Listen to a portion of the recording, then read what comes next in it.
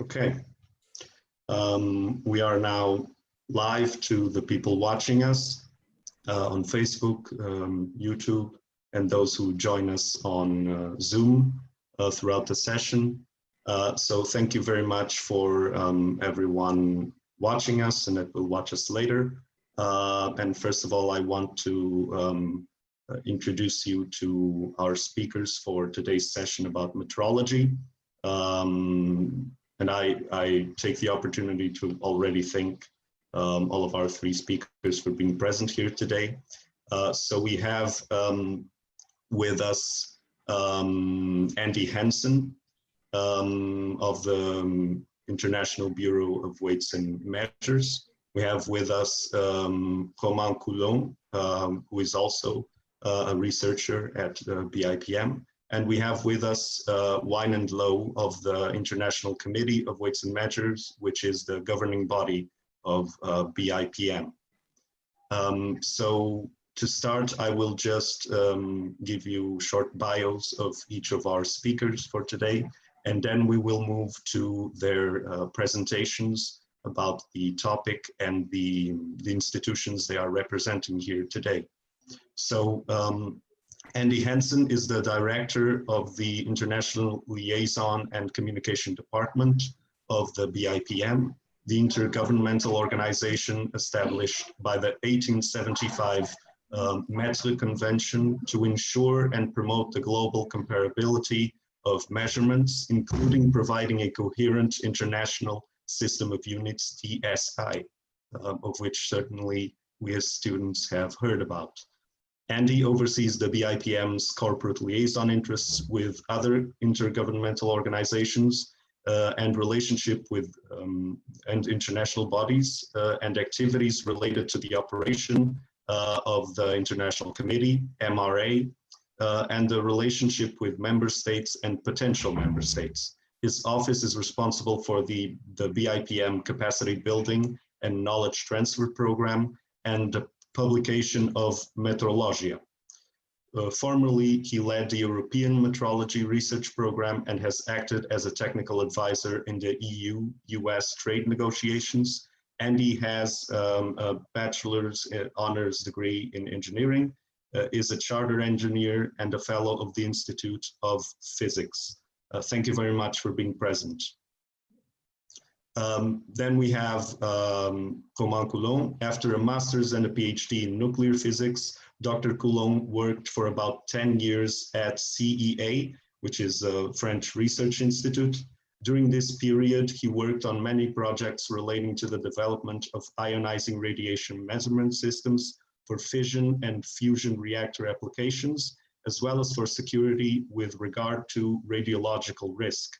For 2 years, he has worked for the VIPN, where he participates in the exploitation of the International Reference System for ionizing radiations, which allows to carry out key interlaboratory comparisons, i.e. between the national metrology laboratories producing primary standards for radioactivity. Currently, Dr. Coulon's main research subject is the extension of this system for the measurements of pure beta and alpha emitting radionuclides, which are of great importance for cancer treatments. And finally, lastly but not least, we have Dr. VIPN Lowe. From a background in solid-state physics and nuclear diagnostics, VIPN joined the National Metrology Laboratory of the Council of Scientific and Industrial Research in 1998, where he operated a materials characterization laboratory and established organic chemistry. He became the general manager of the Council of Scientific and Industrial Research in 2002, and from 2006, when the National Metrology Institute of South Africa was established, served as CEO for 5 years. In 2011, he retired as CEO and became the Director of Research, International and Infrastructure Development of the Institute. He was instrumental in the establishment of the Inter-Africa Metrology System and was the inaugural chair from 2007 to 2011. In 2013, he was elected to the International Committee for Weights and Measures and in 2014 became the president of the Consultative Committee for Ionizing Radiation. In March 2019, he was elected as the president of the International Committee for Weights and Measures. So again, I want to thank all three of you for being present, for accepting our invitation, and now I will give you the word for your presentation. Thank you very much. Thank you.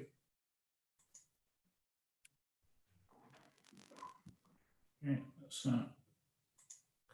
share screen.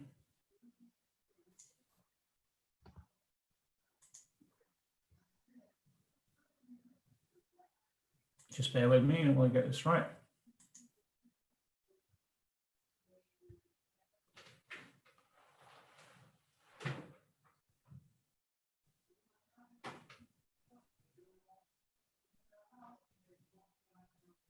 Hopefully it's coming. Yeah.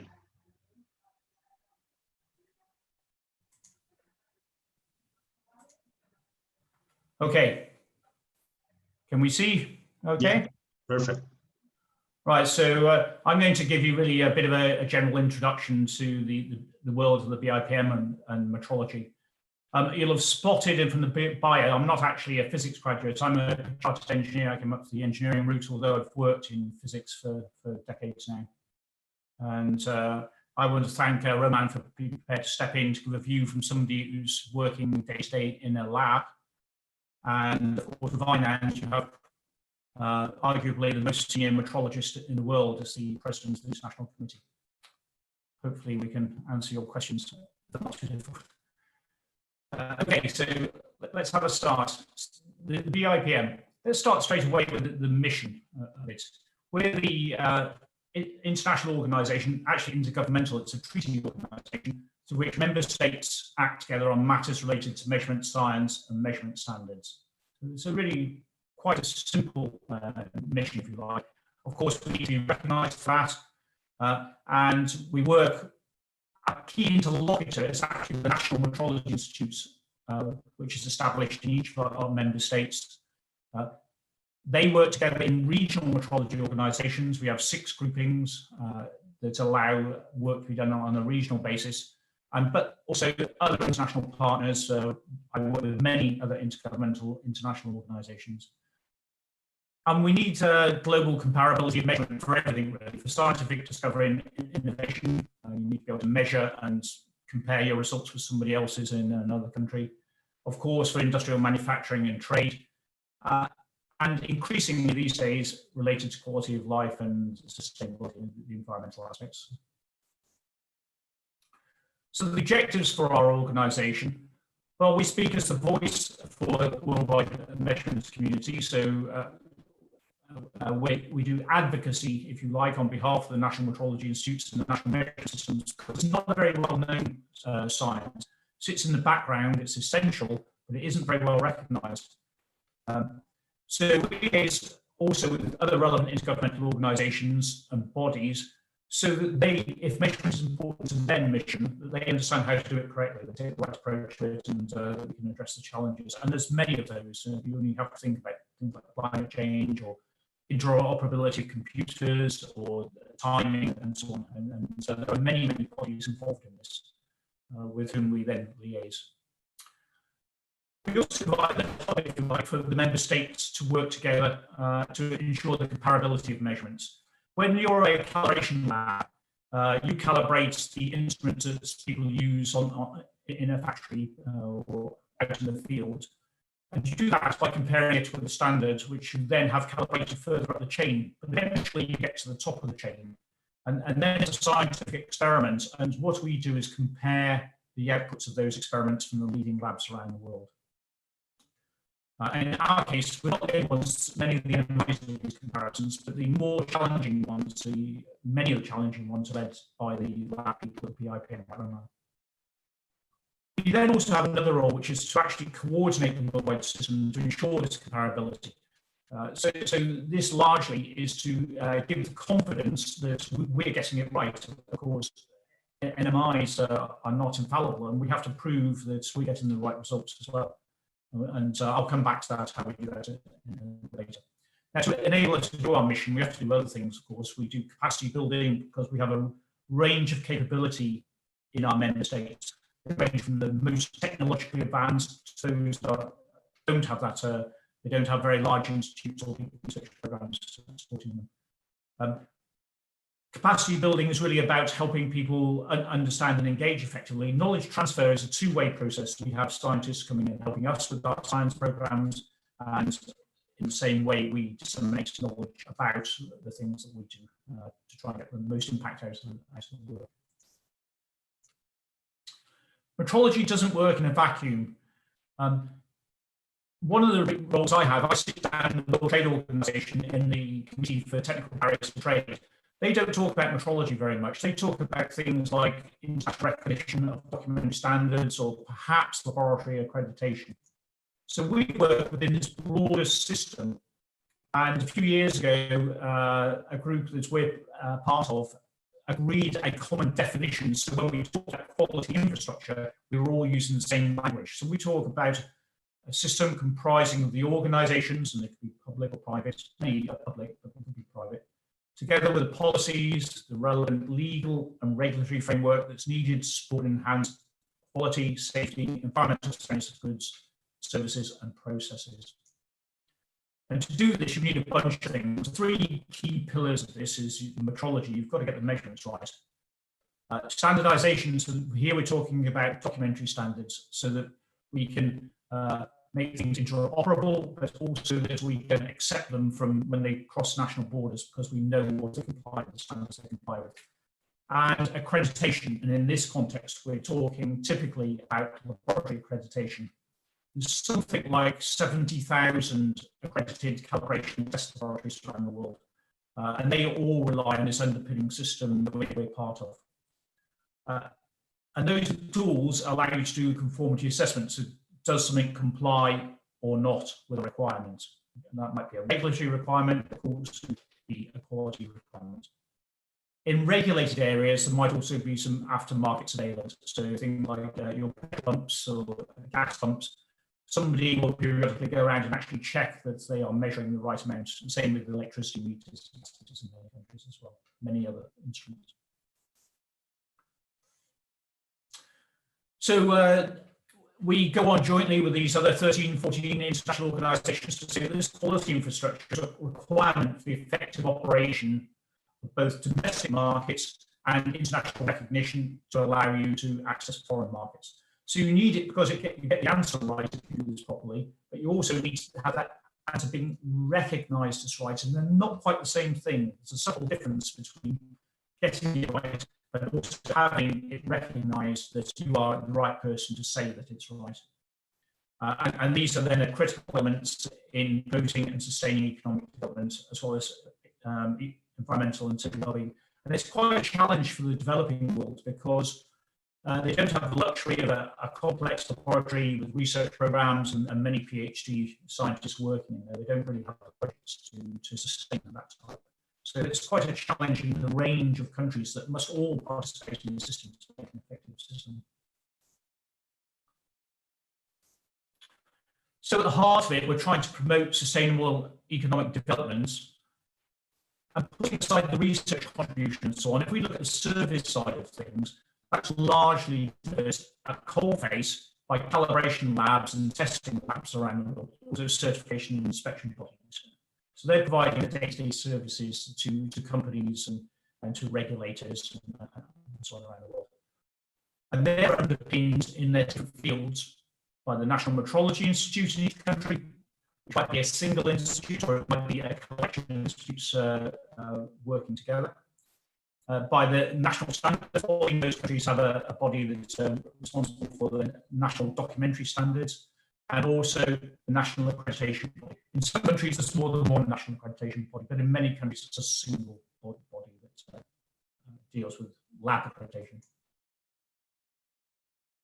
Often there's regional collaboration as well. It's not always the case in every region, but in most regions, both for accreditation, for documentary standards, and for metrology, there's some sort of regional collaboration, and there certainly is for metrology. We do quite a lot of our work at regional level. And then you have the international or intergovernmental organizations. There is a slight difference. The VIPN and our sister organization, the OIML, who deal with legal metrology, are truly intergovernmental, so they're treaty organizations. The other organizations are international, but the member isn't the state, it's perhaps a national standards body or a national accreditation body. In our case, the state is our member, our interlocutor. So why do we care about this stuff? Let's look at traded goods, just one aspect of what we do. Well, before you trade anything, you've got to make something that's worth having and that somebody's going to buy. And if you think about it, there's all sorts of things going on here. You need component interoperability. If you're going to sell a mobile phone, it's got to be able to connect to the networks. It's got to not interfere with other electrical goods. It's not got to be interfered by other ones. So you need to choose the right raw materials. You're trying to get new design and ideas. That's what you're selling. Of course, you've got to do measurement things to do that. And then the actual manufacturing process, you're trying to get your product to market quickly. So that means getting it right first time. You don't want lots of waste and you don't want lots of downtime because you've got to make goods that you can sell to profit. So on the sort of upstream side, just getting something ready to put on, there's a lot of measurement in there. Lots of it wrapped up in testing, test procedures, which of course involve measurement. Then you're going to export something.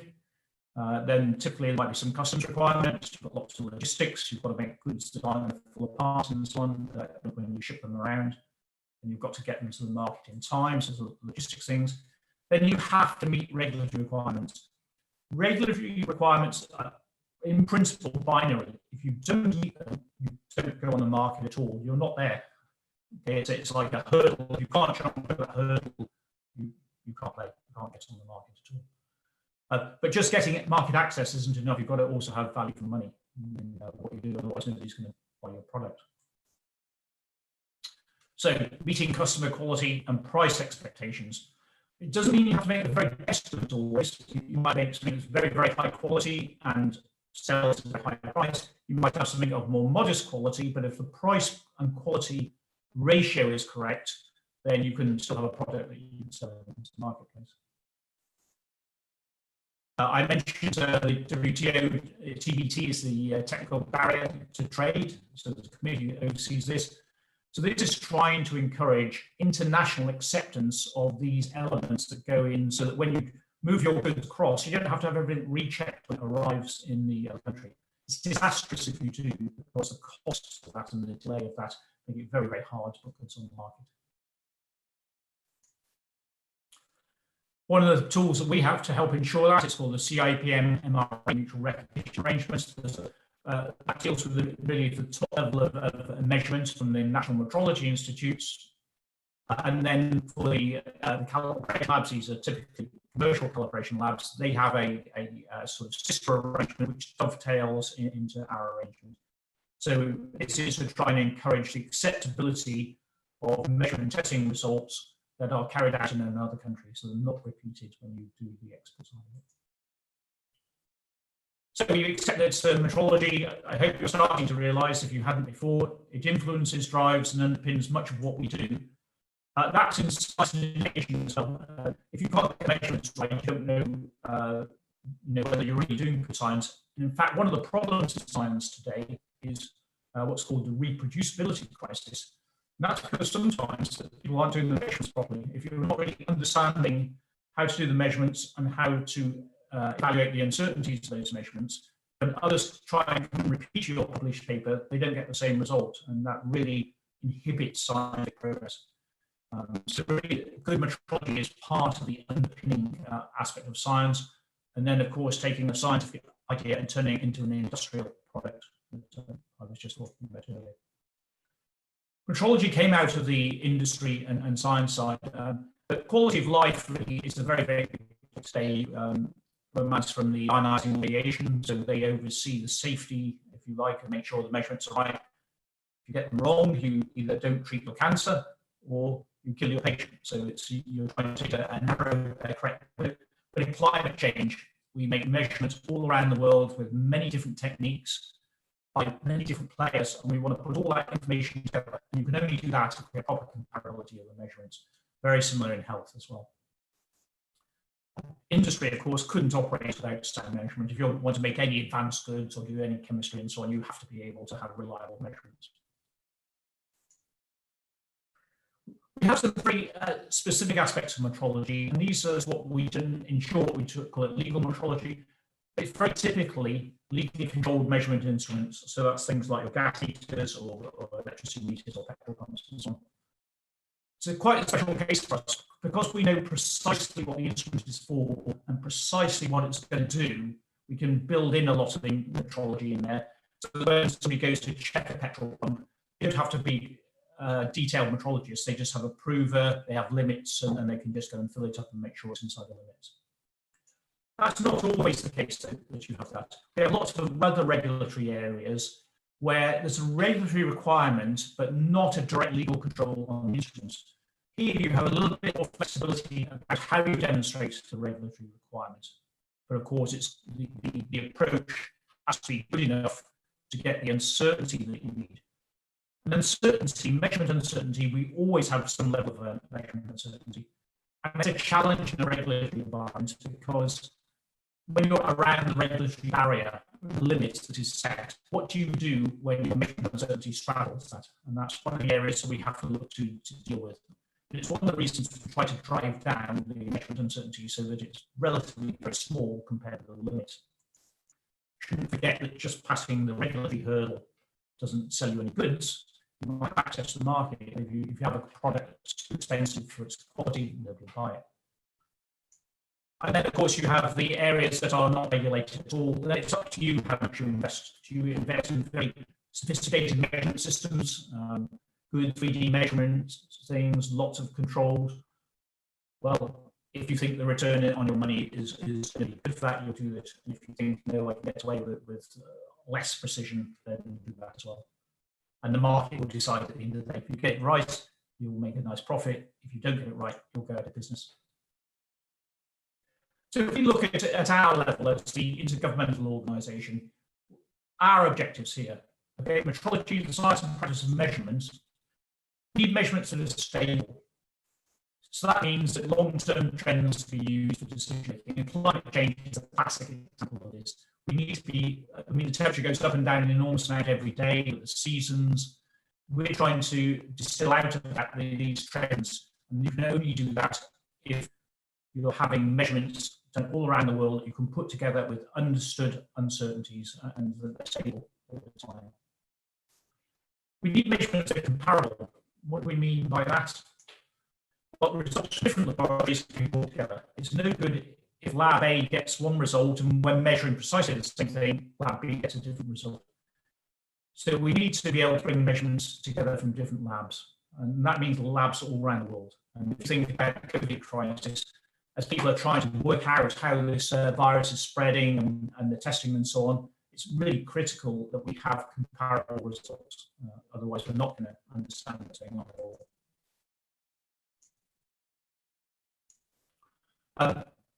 Finally, we need measurements that are coherent. So what do I mean by coherent?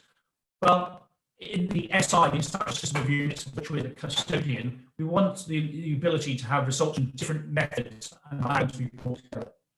I mentioned climate change a few times. You might be measuring sea surface temperatures by a buoy bobbing in the Atlantic or the Pacific.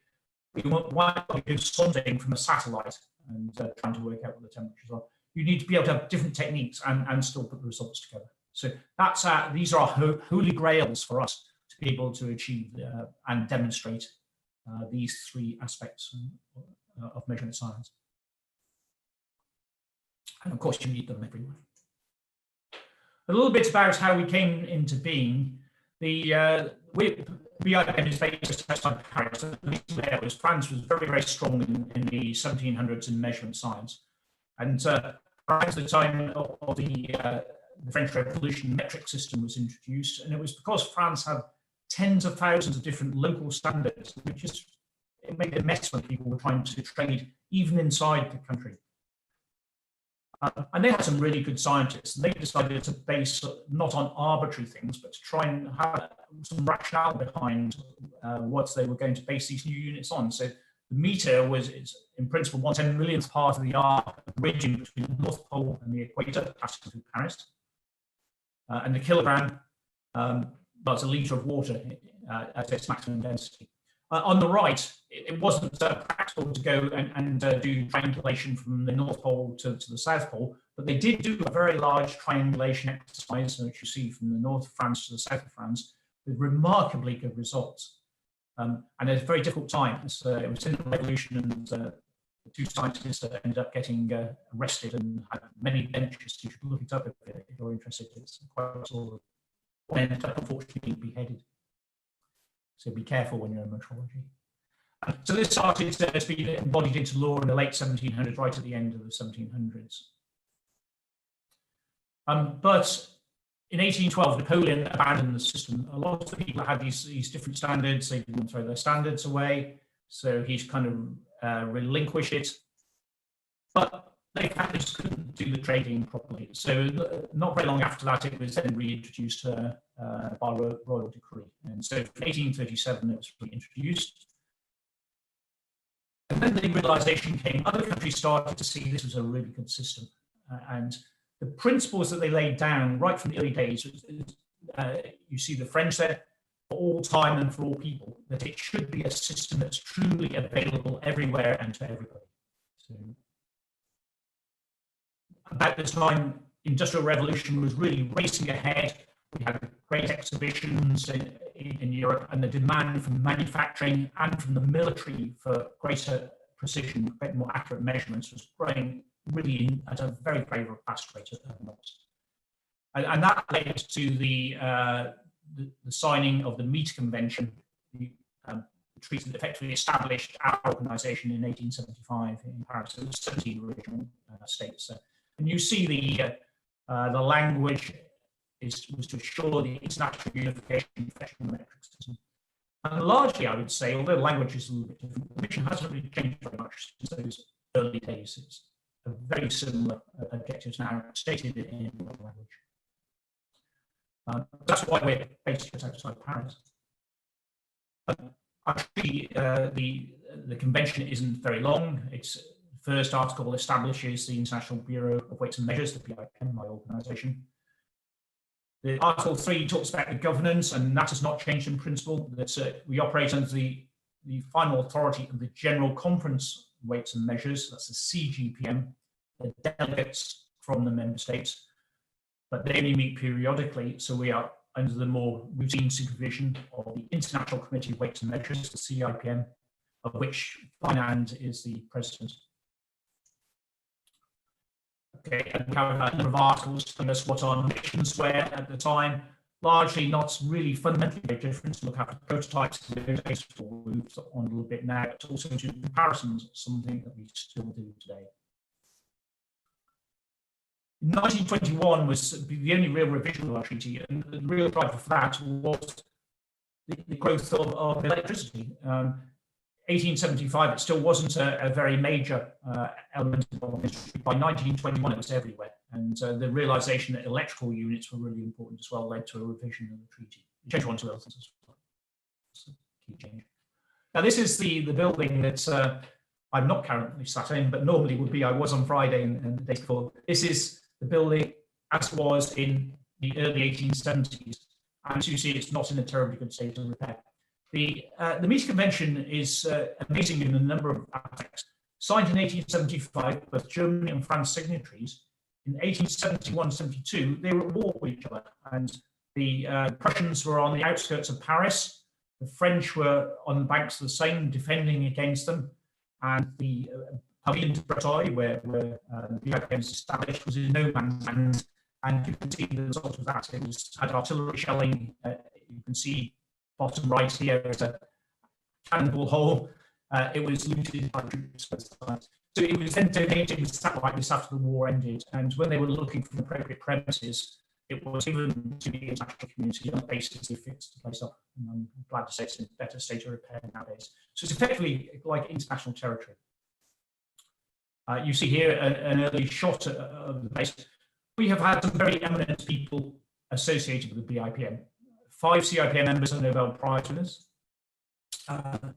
Mendeleev was a CIPM member.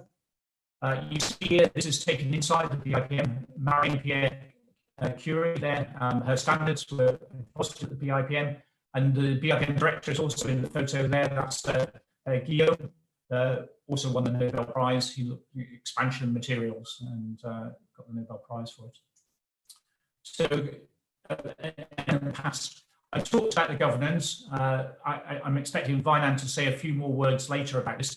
So the General Conference is the formal delegates of the member states. They meet typically once every 4 years, and they pass the resolutions that are the decisions for the worldwide community, not just the sector part in Assassin Paris, but for the whole of the world measurement system. Our day-to-day work is overseen by the International Committee, and I'm hoping that's a picture, and my hand is probably in the middle of it. And you see the BIPM today there. We have technical liaison, the work in my department, and coordination. We have laboratories in a number of areas, not all areas of measurement, but in a number of them, and we do capacity building. The CIPM is advised by these consultative committees, and they have many working groups. It's a big community of science experts that is helping operate this international system. Vinan also has chaired CC committees as well. So we're just 72 people plus in normal times, not right now, but in normal times, perhaps a total of 15 psychologists, scientists and experts. But we have physical metrology where we cover mass and electricity. Time, we create a world time system and the world time scales, ionizing radiation and chemistry. And then it's my institute liaison. So there, and of course, we have some support activities as well. Our objectives: this presentation role to speak, to advocate for doing the measurements right, to be the centre for scientific and technical collaboration between the member states, and then to coordinate these systems. I talked about the MRI. There's actually a number of more systems, but I don't really have time to go into them today, and we underpin it with the capacity building and knowledge transfer. We have a number of travelling standards. These are things like Josephson junctions for voltage, quantum Hall devices for resistance. These, with our team, travel around the world to the leading labs, only the very best labs in the world, the NMIs, established at the highest level. They can then fan out in the region to other NMIs to make sure it's right. The kilogram, until very recently, the kilogram was an artifact. It's now effectively retired. We have a bank constant based solution on that, but we still have to do comparison between the different experiments. So we still coordinate that work. I mentioned time. We create UTC, the common time scale. Many countries create a national time scale. They send all their data to us, and then once a month we compute a common solution, and the national time scales are steered back. Without that, you couldn't have the internet, you couldn't have GPS and so on. So you couldn't have modern banking systems either.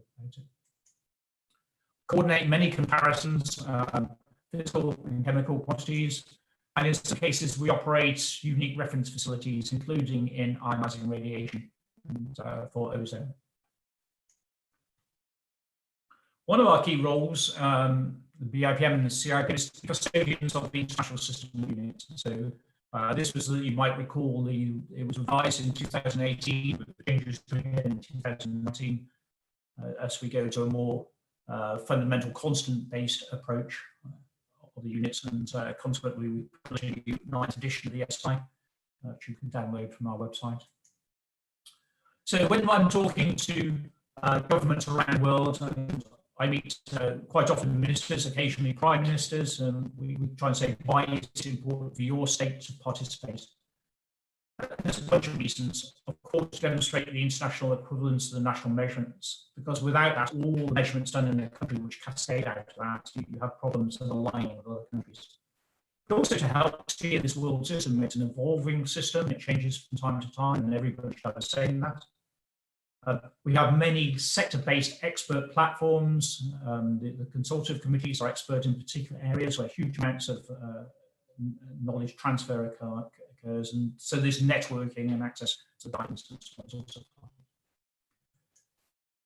part. We at the moment have 62 member states and 40 associates.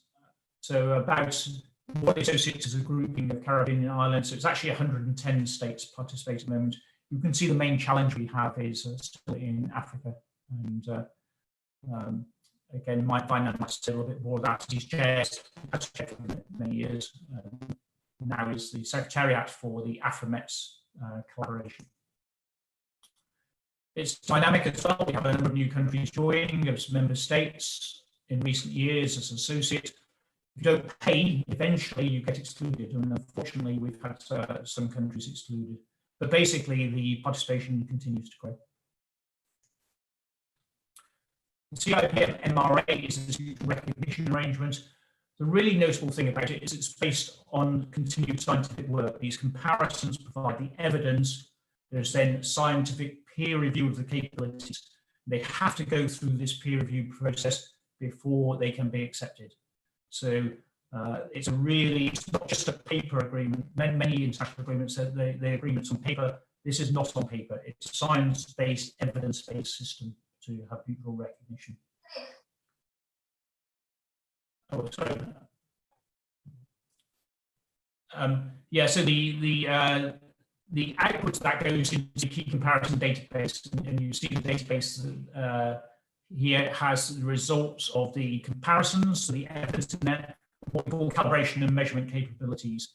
So these are the peer-reviewed capabilities of the national institutes from around the world. And much of that work is done, you see the regions here, there's AfriMet for Africa. If you're in Europe, Euromet, SIM for the Americas, APMP for the Asia Pacific, and Eurasia is CUMET. And more recently, our most recent RLO is GulfMet for the Gulf region. One of the things we do, I mentioned the 20th of May signing of the Meet Convention. Well, we celebrate that day each year to raise awareness about metrology.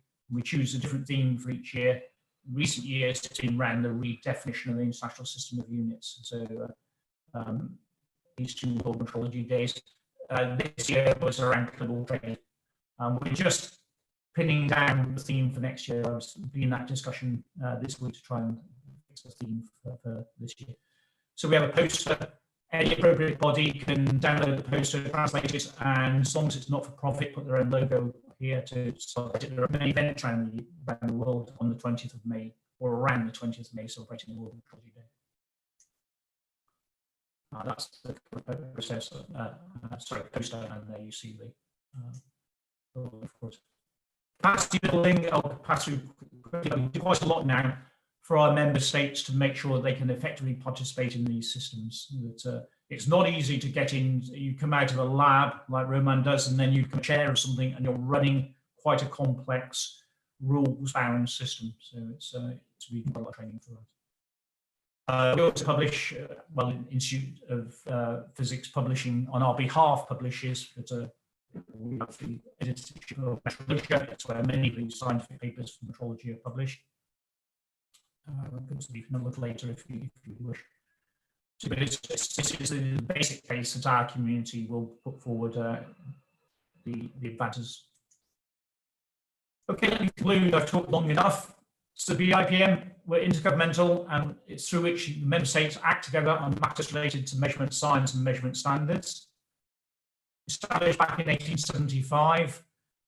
Sorry, I need to update this slide. It's now 62 member states and 40 associates. Some of our associates are member states. So, we're financed jointly. The total budget of the VIPN is around 13 million euros a year, paid for by all of these states. So it's not a big investment individually for any given state.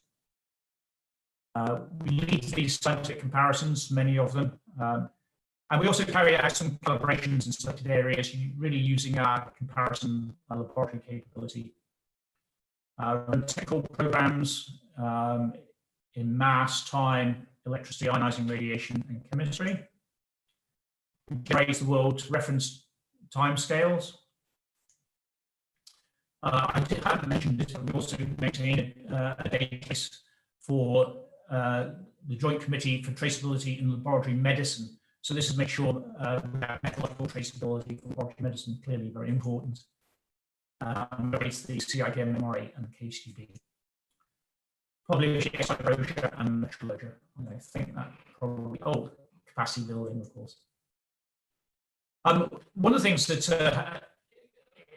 for the COVID response, the NMIs have responded very, very quickly. There's a lot of metrology going on now to try and make sure testing is effective. And you see the QT responding very, very rapidly to try and ensure the quality of the tests. This is around COVID and antibody testing, but also around equipment, verifying the personal protective equipment. So there's quite a lot going on at the moment. Okay, there you are. It's a very, very high-speed romp around our world, the VIPN, and its governance, its purposes, and its history. I hope we find it at least a little bit interesting. And with that, I will stop sharing.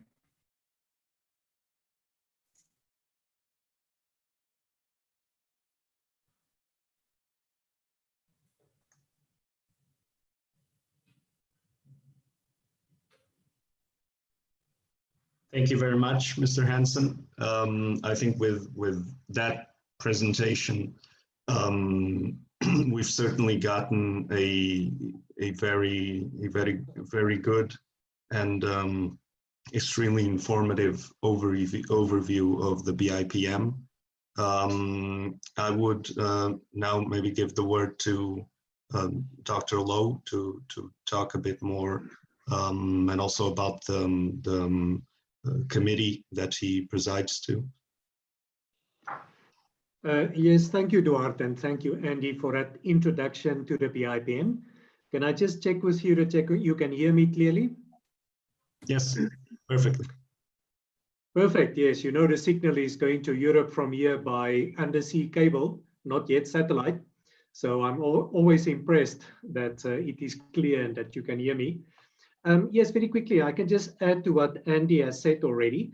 So we have this organization that was created by the treaty in 1875. We've got the organization, the VIPN, that then was created out of that, where we have got scientific programs like ionizing radiation that Dr. Coulon is part of, mass and electricity, chemistry, and now time and frequency, very important part of the VIPN.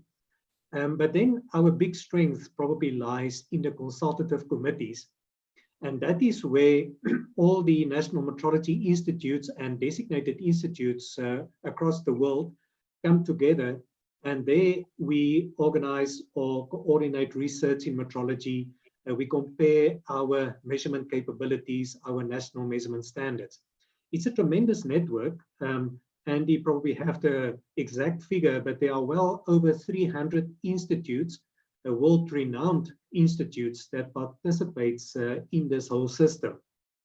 In your part of the world, Europe, I'm just thinking about the PTB, Physikalisch-Technische Bundesanstalt in Germany, NPL, the National Physical Laboratory in the UK, LNE in France, the VSL laboratories in the Netherlands, and METAS in Switzerland.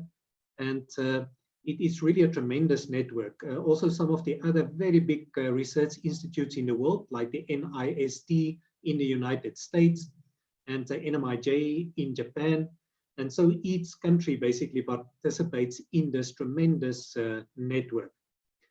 So the committee then basically has got the presidents. There are 10 of these consultative committees, also one for units, the CCU, where we define the international system of units, the SI. And Andy spoke about that a little bit, and also the changes that we had recently, where we basically did away with the international prototype of the kilogram. It's still there in Paris, but the definition of mass has of course now changed, and now we realize mass with a kilo or watt balance, and we don't all compare our national kilograms anymore to that single kilogram at the VIPN. But yes, I think that's what I quickly wanted to say. A lot of research going on in all these institutes. Andy referred to the Nobel Prize winners that were associated with the VIPN and then the CIPM as well.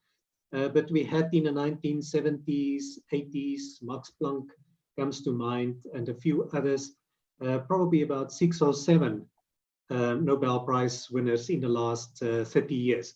So if you want to know more about the research that is going on in our metrology world, please go to the websites of all these institutes. You can just Google and find them. And they've got very interesting research programs. And of course, at the VIPN itself, the VIPN website, you can also go there. And there you can also contact people like Dr. Lowe if you want to know more, Andy, of course, and even members of the CIPM, like me. We are 18 members, of which 10 are then looking after the consultative committees, and the rest of us make sure that there's good governance of our organization, the VIPM. And we talk to governments, we try to make sure that the NMIs get their funding. And then, of course, we've got a lot of input to the big research programs, like in Europe, the MPIR, the MPIR. And you can also find out more about that from my colleagues. Eduard, that is, I think, what I want to say at the moment. Thank you. Very well. Thank you very much, Dr. Lowe. I don't know if Dr. Coulomb would also already like to add something more in terms of the research side, of which I'll also ask a few questions, of course.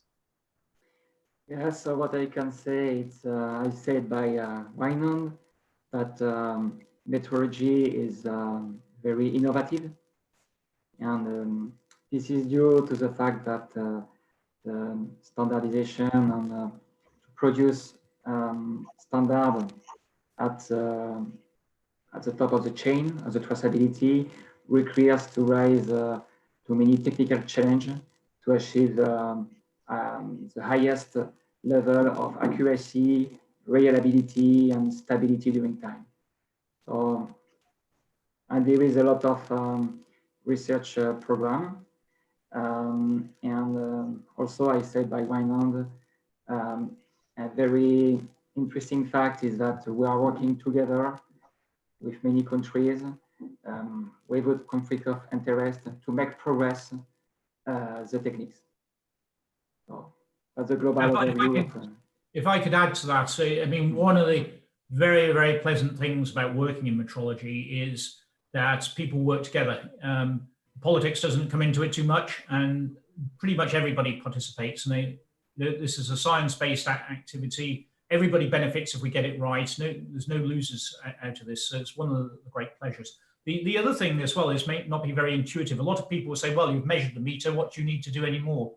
But the ability to measure better largely defines the size of the innovation playing field in every other field. Because if you can't measure, you can't get reliable science results out of it, and you certainly can't control the manufacturing process or validate the process without reliable and repeatable measurements. So sometimes we're trying to play catch up, but a lot of the times advances in metrology actually open up whole new areas, sometimes not expected areas of innovation. An example of that was the establishment in the 1970s of the atomic clocks standards that suddenly led to the possibility of having GPS navigation. It wasn't foreseen, it was a consequence of a metrological advance to do that.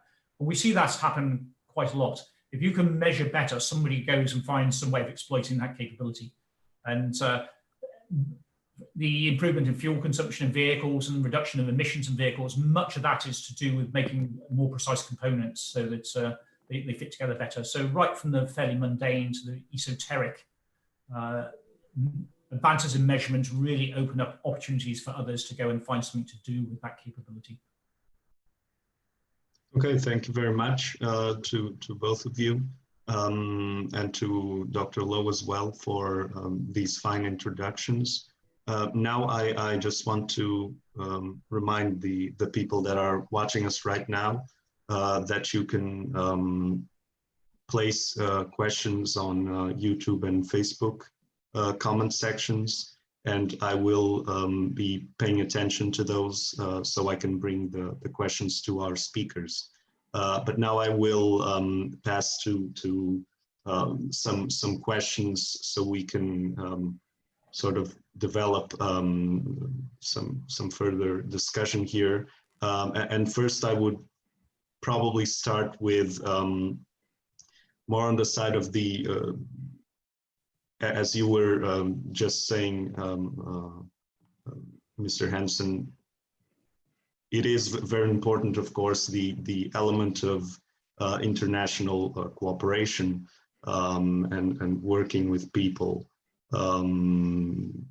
people from several countries, joining efforts to create this international standard. And what I want to ask, also considering some of the information during the presentation, in terms of the difficulty in presence in some regions, for example, Africa, due to, of course, some asymmetries, which often are profound in terms of the capacity that countries have to invest in metrology efforts and research. So what I wanted to ask is, how do you try to get, especially those countries involved? What kinds of efforts do you undertake to, at least try to reach out to, I don't know, the governments or to institutions in those countries? And how do you try to, of course, there were two examples in the presentation of countries that unfortunately have been expelled, which were Yemen and Venezuela, if I'm not mistaken. How do you try to make sure that countries don't get to a point where, for any reason, and in those cases, in Yemen, at least, I can think that it might be related to also some conflict that might make it difficult for countries to continue participating in these efforts. So how do you do this? Well, to start with, we're helped enormously by the construction of the meter convention itself. It foresaw that countries, at least for short periods, might have problems. So for the member states, the system is that if you're supposed to pay your dues each year, at the beginning of each year, that's what the convention says. But actually, if you don't, you're not expelled straight away. The first 3 years becomes debt to the VIPN, so the money is owed to us, and we just lose that income. After 3 years, the rights of the state are suspended, so they are not expelled, the rights are suspended, and all the other countries chip in and cover the missing amount of money. And that goes on another 3 years. So there's a cushion of 6 years before they get to the point of having to be excluded from the treaty.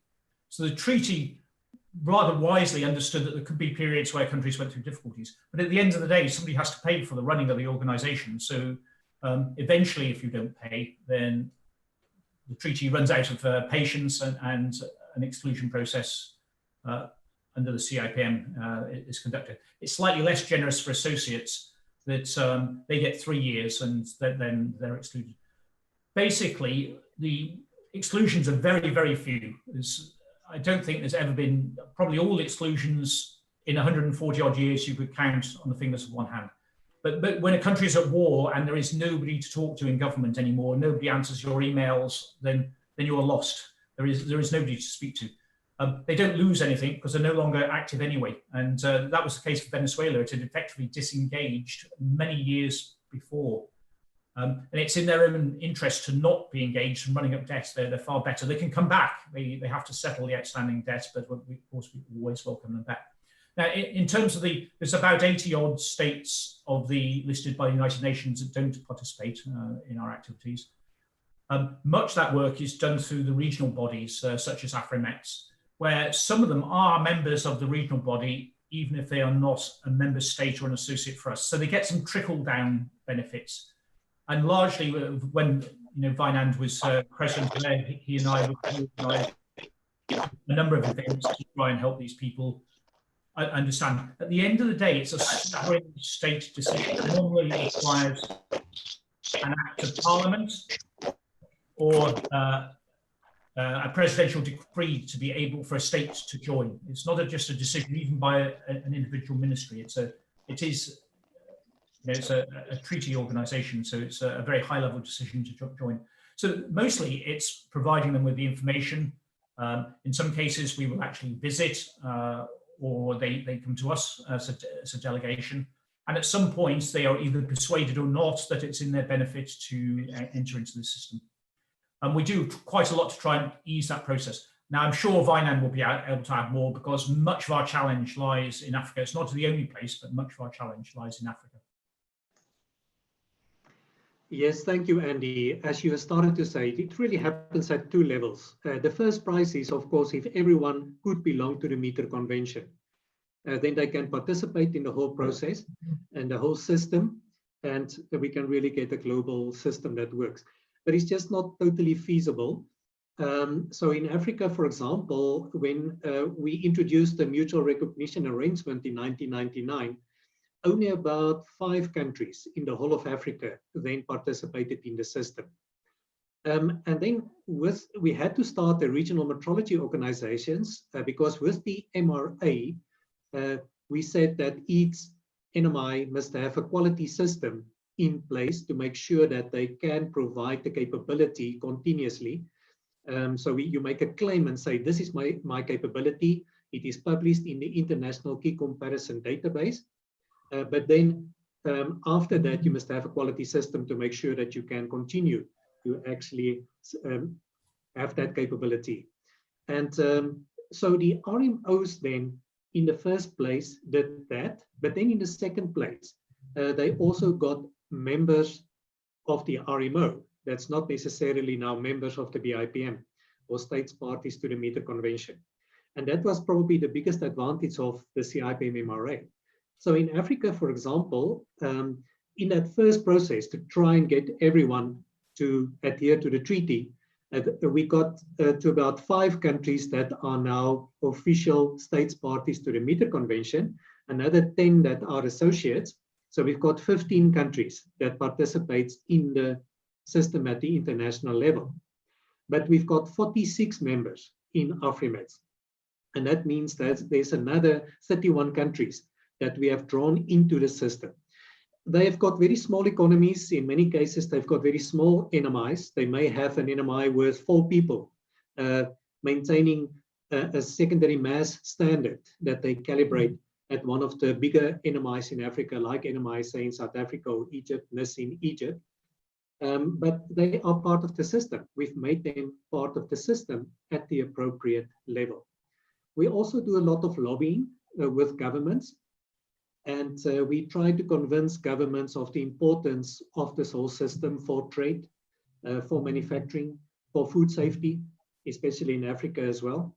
And say, please, you must support your National Metrology Institute. And I know it's the same across the globe. In Asia, we've got the Asia Pacific Metrology Program, very active. And they also have pulled in all the small economies in Asia that were not part of the system, are now at least participating at an appropriate level in the system. The same in the Americas, with SIM is their RMO, and they've got a large number of countries that participates in the RMO that is not yet participating at this top level. At the CIPM level, we are now looking at ways that we can more officially draw these countries into the system as well. It will be quite a long process because we must get the agreement of the states parties to the meter convention to include more countries at the lower level, but we will get there. And yeah, I think my final word is, as Andy has said, or Romain has said it as well, that in our world, it's really to help each other. It's to help each other to establish a proper measurement standard. And it's done from the top level to the next level NMIs, from the next level NMIs to the RMO NMIs. It's a tremendously good system to work together. Could I also come in on that? And we also work with bodies very closely like UNIDO, the United Nations Industrial Development Organization, the World Bank a little bit as well, World Bank Group, and there's 1 or 2 NMIs around the world that sponsor development work. Could I just share my screen briefly and just show you something, if that's okay? Yeah, of course.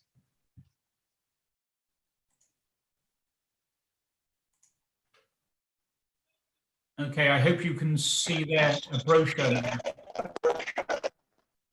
Yeah. Yep. So this is a brochure. It's actually published by UNIDO, but it was written by us. And so this is about the role of metrology in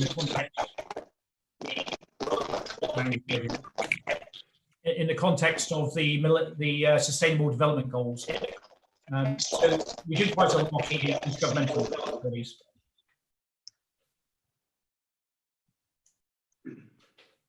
And that's downloadable from our website. Okay, thank you very much. And I just want to ask Dr. Coulon if he has any thoughts on this. Yes, we in the daily life we are working with everybody in the world, and not only the most developed countries, and it's a good sign for this path to work together. Yes. I should mention in ionizing radiation, where it's really vital that everybody has some access, we also calibrate for the International Atomic Energy Agency, who provide some capability into the countries that are not participating in our activities. So we have a sort of second ability to penetrate down in that case, because it's so important that everybody has some access to it. Yeah, I can also add that in Africa, the IAEA is very active. We've got secondary standard dosimetry laboratories that most of the NMIs, my NMI as well, NMISA, are a SSDL in the IAEA network. And so we work very closely with them, and we also use that network to make sure that the metrology message basically reaches everyone in our region. And I know it's the same for all the other continents as well. Director, I wondered if it might be interesting if Romain spent 2 or 3 minutes saying what his daily life is like, what he actually does. I mean, I work from I'm office-based and finance also nowadays. Romain actually does work in a lab, which might be a bit more interest to our listeners. So yeah. I don't know if you describe a typical day or a couple of variants of typical days, Romain. Yeah, so as a physicist, I can say to students that, so I already said that it's an exciting field with a lot of technical challenge, and we discover many things in such a way. And in the day-to-day life at the laboratory, maybe we can divide the activity in 3 domains. The first domain is to operate and maintain our measurement services, because it's a core of our work. We need to deliver services to customers. So in the case of the VIPN, it's the National Metrology Institute, and we propose measurement services, as said before, to help to harmonize and help national metrology to prove their equivalence to the international system. And so the operation and the maintenance of the measurement services, it's management work and also planification work. And it can be also a big part, notably, for instance, in ionizing radiation, we need to deal with safety issues when we handle the materials such as radioactivity, but it can be also true for chemistry. And so that's the first part, which can be, I can say, the main part. The second part, of course, as already mentioned, is the research part. And it's a collaborative work with many partners around the world. And finally, the third part, which is very specific to the field of metrology, is the quality.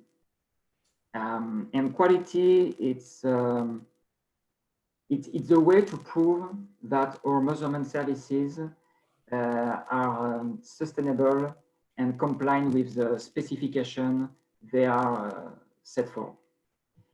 And so quality, it's writing procedures, organizing audits. It's a lot of paperwork, but at the end, it's a very interesting thing because it's a way to obtain something, measurement services, very stable and sustainable. And it's an interesting project by itself. And to give you an idea, an illustration, in my department, the ionizing radiation department, we hold the international system of reference for radionuclide metrology, and it operates since 1976.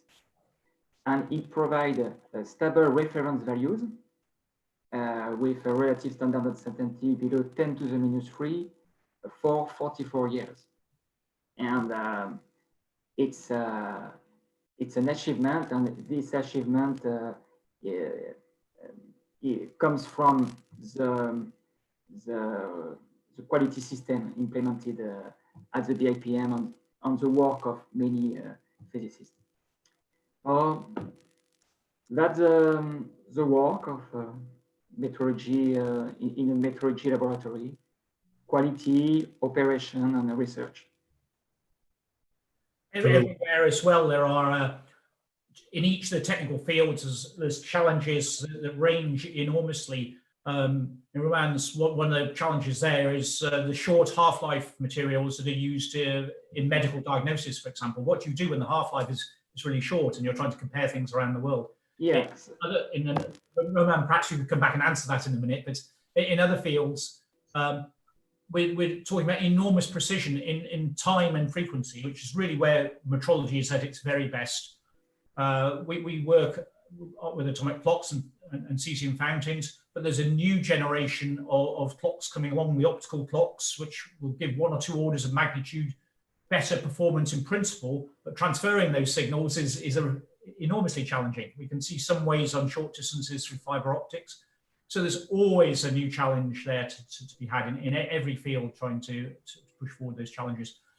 One of the key ones in mass metrology, where we retired the International Prototype of the Kilogram, the IPK, the uncertainty of the new definition is pretty much the same as the old one. It's not an improvement, but the potential is enormous because with the IPK, the best uncertainty was at 1 kilogram. To move away from that, you have multiples or sub-multiples. Well, the multiples are not so much a problem. It's quite easy to weigh a lorry and so on. But the sub-multiples, if you want to get down from 1 kilogram to a milligram or a microgram or a nanogram, the uncertainty really builds up very rapidly. In principle, with a Planck constant approach, you can come along, nobody's done it yet, but they can find solutions that realize the unit 1, 2, 3 orders of magnitude below 1 kilogram. So there's an enormous playing field opened up, as I mentioned earlier, for people to go and find new solutions. And the labs are working on such solutions right now. So each field has its very specific challenges. Perhaps, Roman, you want to come back and talk about the short life radionuclide? Yes, the fact is in metrology, and it's highlighted in the presentation of Andy, is that we are linked with the demand of the society. And the demand of the society change during time. And we need to propose a measurement service which is always in phase with the changes. And so we need to think of the program each time to anticipate what would happen, because they need change. And for instance, of course, for diagnostic of cancer,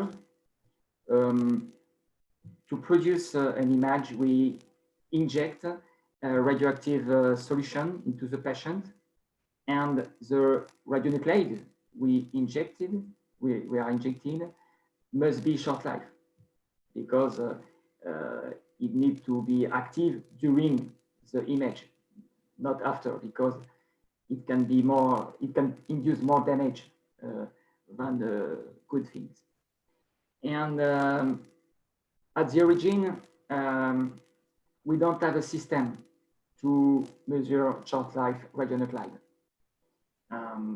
because we need to make the shipment of radioactive material from many countries to organize a comparison, for instance, and it's not possible when the half-life is too short. So to answer to this demand, we have developed a traveling instrument, and using this traveling instrument, which is linked to our stable instrument set since 1976, we can produce reference values, degrees of equivalence in countries far from Paris. So we are organizing campaign, and now the activity injecting to produce a good diagnostic is more equivalent around the world. That's the idea. I hope I have been quite clear. Yes, thank you very much. Dr. Lowe, do you wish to say something? Well, Duarte, I think you can hear that we are very passionate about what we do. Perhaps I want to ask, are there particular other questions that some of our listeners are asking? Yes, so I do have several other questions, and I wanted to maybe just another follow-up to Dr. Coulon regarding this. So in terms of your research, how does it become consequential in practice? So you of course you produce the research. How does that turn into, let's say, material that is then used, for example, in medicine, in the specific case of cancer treatments? Yes. So I said before that a good thing in metrology is that we can fill the link with the application on the society, for the economy, for the health, and so on. And depending on the at the step of the chain we are in the standardization, it's more and more far to see, to have the feeling of the direct application, but it has an impact by the chain effect. Perhaps I could add also something that's actually very characteristic for NMIs is, compared with the university, they sit really bridging the gap between pure research and the application. It's really a very distinguishing characteristic of a national metrology lab. So they're publishing in the scientific literature, but they're also developing and providing actual services out of the research that they've done, which is not usually the case in the university. So in the leading NMIs, publishing is an important aspect, and VIPN scientists publish as well frequently, but they also have to take what they've done and actually turn it into something tangible and real. So a key role an NMI plays is to bridge this gap between pure research and industrial innovation or societal innovation. They sit across that gap. It also makes it a really interesting career because you're doing a bit of both. Roman pointed out he does true scientific research and he provides services. And largely speaking, you're sort of blowing up the knowledge balloon by doing your research, and then you're providing the services out of that. And it makes perhaps a little bit different career from the pure university one. There's a lot of good metrology done in universities as well. In fact, some of the leading idea breakthroughs, they come not from us, they come from the universities. But turning those into something practical is generally the role of the NMI. And then once they think they have an idea, we're comparing, is it really comparable around the world? So yeah, this sitting with a foot in both camps, the research and the application side, is absolutely characteristic of working in the National Metrology Institute. Of course, it's a characteristic. It's at first a customer-oriented research work. Very well. Thank you very much. So there's a question here that I want to bring to you, which is basically, what was the significance of the major update to fundamental units in November 2018? And I sort of wanted to with this question, maybe ask each of you for the perspective from your position and involvement in VIPN. Maybe we can start with Dr. Lowe. Yes, thank you, Eduard. Of course, the biggest change was that before the change, we had the international prototype of the kilogram. That was by definition the unit of mass of 1 kilogram. So, and of course, we were concerned the last 30, 40, 50 years that we realized that the mass of the IPK could be drifting. Of course, by very small margins, we're talking about micrograms. And I think we know now that it probably drifted about 50 micrograms over the last 50 years. And of course, that for a scientist is not a good situation.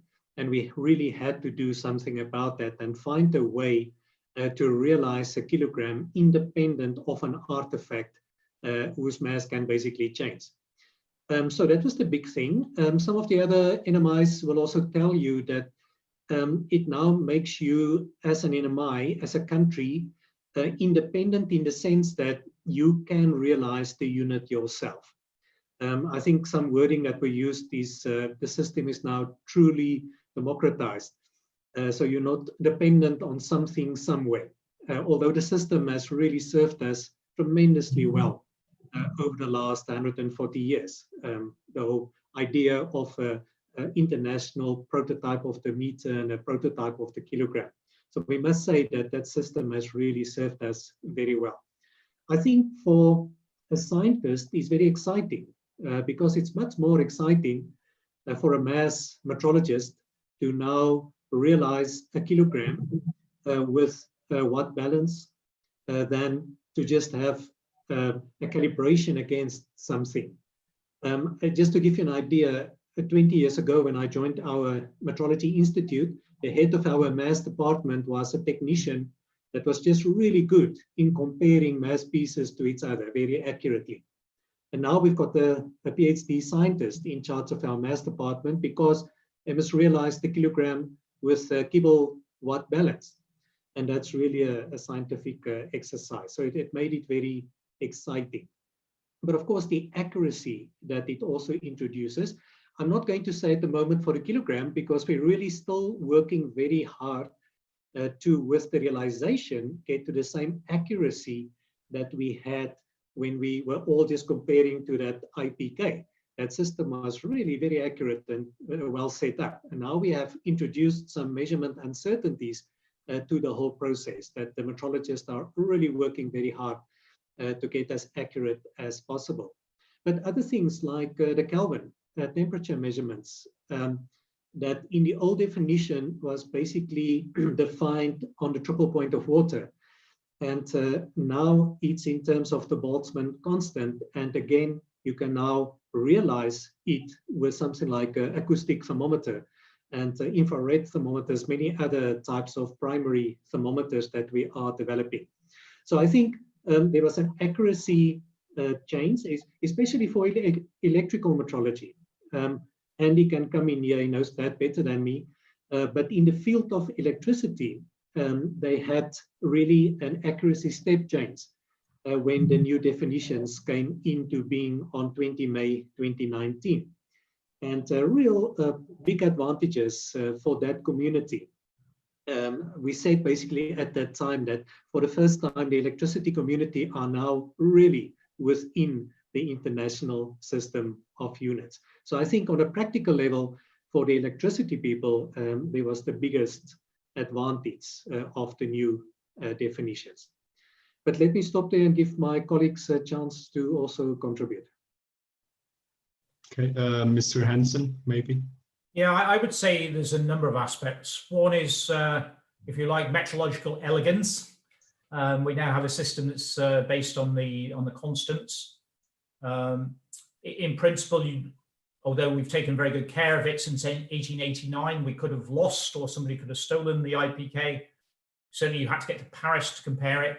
And in fact, because we had to preserve it, the number of comparisons were very, very limited. It was just 3 or 4 campaigns in its entire lifetime. And mostly we calibrated working standards and used the working standards.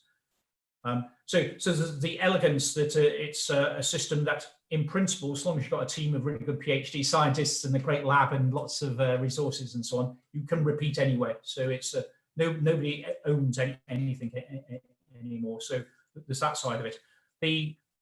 The other aspect, I touched on it earlier about the kilogram, VIPN just mentioned it for temperature, is you're not pinned to a single point on the scale for mass and temperature.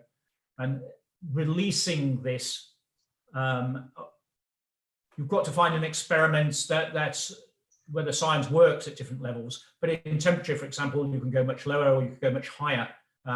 Whereas before, we kind of, we had the definition around the triple point, and then we had some other sort of pinning points for the international scale. Now, in principle, we release those constraints. And I'm sure we will see lots of work in the future. And if you think, we talk about mass, but in fact, more properly, the CEAS consultative committee is called mass and related quantities, because out of mass, you get force and torque and pressure and so on. So people, in the future, trying to do these ion thrusters on deep space probes and so on, they really want to know the nano level forces. And the old system wasn't geared to that. You had so many submultiples to go down to that your uncertainties are really, really poor. In the future, we can find ways to work at these much lower levels and to I think, potentially vastly reduce the uncertainties when you're far away from the old realization points in the scale. The one thing that always did upset me was the journalists saying, oh, there's problems with the IPK. I think a piece of technology adopted in 1889 that we're still struggling to better now had a pretty good run for its money. And I'm amazed at the quality of the metrologists back in that era, of the decisions they made. They really, really made some great choices. And from that basis, we really unleashed the technological capability to go and do stuff. Had they not done such a good job, it would have been a much tougher ride to do that. So I think it's a very, very exciting time. And we might see, so there's lots of different directions. There's people working to try and get very high, firstly, to improve the precision of the Kibble balances anyway. The IPK started with a huge advantage that it had zero uncertainty by definition. So if we'd sawn a piece off, all the masses in the world would have moved with it, because it was by definition the IPK. In the new system, you start with some uncertainty. You fix the constant, but any realization of it will have some uncertainty, whereas before that was not the case. So firstly, we've got to try and catch up that little bit. Then we've got to try and get better at 1 kilogram. But the real interesting thing is these low mass ones, and then low force and low torque and low pressure and so on, where there's the possibilities. And I think it's going to be it's a fantastic time to be a mass metrologist. So there's just so much that could be done, so many different ways. In the temperature, one of the things that we like, I mentioned it earlier, is the ability to do it with different science approaches. And there are 5 or 6 different techniques that are identified as being appropriate for this. So lots of options. There is a second one in mass as well we haven't mentioned, which is the Avogadro approach, where you effectively counting atoms type approach. So we did the physics with two completely different approaches to get some confidence that the physics was right. And we're still ironing out the small differences in that. That's part of our challenge now. Yeah, it's a big change for us. There's probably one other big change still to come related to the second, and I don't know if Vainan might say something about that later as well. So it never really ends. We finish one vast set of improvements, and then people are thinking about the future steps as well. Okay, thank you very much, Dr. Coulon. I have a lot of things to add. Of course, the redefinition is an amazing epistemologic step. It's in practice a big change for my colleague in mass metrology or electricity metrology. But in my field, it has no practical impact indeed. We are using mass measurement, but with the level of uncertainty we need, it has no direct impact. So I am not the best person to discuss the impact of the redefinition. Roman's raised a really interesting point, which is quite hard to explain to governments and everybody else. And the best way to think about the redefinition, it's a bit like a relay race. At the point we make the change, everything has to be coincidence. You can't make it massively different, otherwise you would lose the continuity. So on the one hand, you're saying, well, we're changing nearly nothing. And on the other, oh, well, we're changing everything. For a physicist, that's quite easy to see what you're doing, but explaining it to a government minister is not always so easy. So, well, it's going to be exactly the same. Nothing's going to change. When I do my shopping or buy my fuel, it'll still be the same. But why are you doing it then? So, yeah, this kind of duality. But it's like a relay race. The old system, the legs were tired, and we could see opportunities. We've now got fresh legs, and now need to accelerate and go and do the science to go and exploit the possibilities that are now on the table. So, young students, great field to come into. There's really some great stuff to do. Vainan, do you want to say anything about the redefinition of the second going forward? Yeah, I think at the moment that's a big talking point within the CIPM, a very exciting one as well. Of course, the UTC time, United Time Coordinated, Universal Time Coordinated, let me say the name right, is very important for satellite navigation and a lot of other applications as well. And currently the SI are based on the atomic hyperfine transition in the ground state of cesium-133, as I think everyone that's looking this know. And it may be replaced in future by a new definition based on optical frequency standards, whose estimated uncertainty has been established to be at least 2 orders of magnitude lower than the accuracy of the cesium, the best cesium primary standard. But there's still a lot of scientific work to be done because at the moment we are really doing a lot of experiments to see which atom should we use. A good candidate is strontium lattice blocks and so on. But yes, a lot of scientific work to be done in the next few years. And then for our consultative committee of time and frequency, with all the experts there to agree on the new definition and exactly how to work the new definition. But yeah, I think it will probably come, let me be optimistic and say in the next 4 to 8 years. And we are looking forward to that. Very well.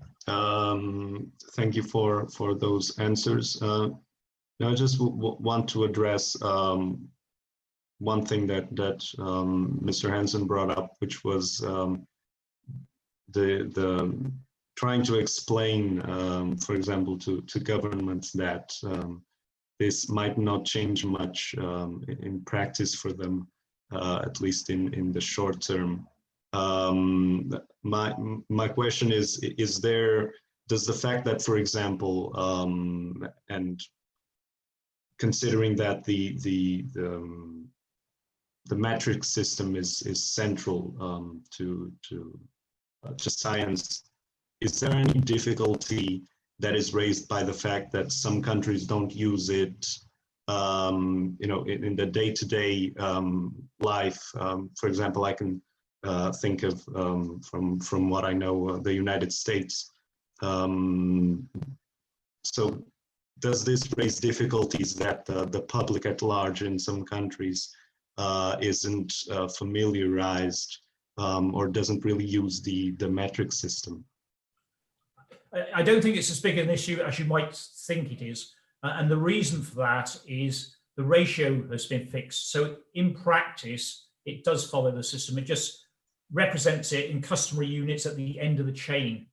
And so when we made these small adjustments in the SI system, in fact, the US customary system moves exactly the same amount with it. It's kind of a political thing. The people are very wedded, and there's lots of investment in the customary units. It can cause some problems. There's been cases of miscalculation in the unit conversion. Some quite well known where they've lost a space probe and had other one or two disasters. Also, I remember a few years ago, an aircraft being loaded in pounds of fuel instead of kilograms, and unfortunately gliding down successfully when it ran out of fuel. But in a scientific term, because the conversion rate is fixed, any small changes in the SI system are followed by the US system. So I'm, as I mentioned earlier on, I'm actually an engineer rather than a scientist, and I grew up in the era where I did some of the calculations in both systems, and of course couldn't believe how much better the SI system is to work in, because you sort of have coherent units and don't have to keep remembering fiddle factors in the calculations. But it seems to work okay. The US actually has a formal commitment to promote the metric system, but it's quite politically difficult for them to do it. And we have to recognise that at the end of the day, it's a sovereign government to decide how things are done in their country. It's we don't dictate to them to do it. I would say the US scientists at NIST were very eminent in the scientific work underpinning the redefinition of the SI. They fully participate at the scientific level and in the comparisons and so on. So I just see it as the customary units, as the way you display the data at the end of the chain, really. Very well, Dr. Lowe. Yeah, look, let's just be frank. It will be so much easier if the whole world just uses the SI. And when we talk to each other, when we write publications. If I'm correct, there are only 3 countries in the world that internally actually do not use the SI, and that is the United States, Myanmar, and the Gambia, if I'm correct. But yeah, as Andy say, at least the United States is a state party to the Meter Convention, so they really make a huge contribution to our world of metrology. It's not only that countries are not using the SI, we still have even differences within the SI between countries. A good example is the use of the decimal marker, although that's not a big problem anymore. In the old days, it was only the comma that was the decimal marker, but the CIPM has also approved in the early 2000s that the point can also now officially be used. So at least you can use either the comma or the point. A bigger problem is some countries, but again, the United States, that are using now the comma as a 1000 separator, and that really creates a lot of problems. Of course, in the SI, you only use a space as a 1000 separator. The other problem, and probably then the biggest one, is the different use of the counting scales. So basically, there's the short scale and the long scale. So Europe and most of the world that were associated with Europe uses the long scale, where you go from 1 million, and then a million times becomes a billion. But the short scale, and I think also now used by the UK since the 1970s somewhere, is you go 1 million times 1000 is a billion. So in the UK and the USA, a billion is 10 to the 9. In the rest of the world, it's 10 to the 12, and also in the scientific world.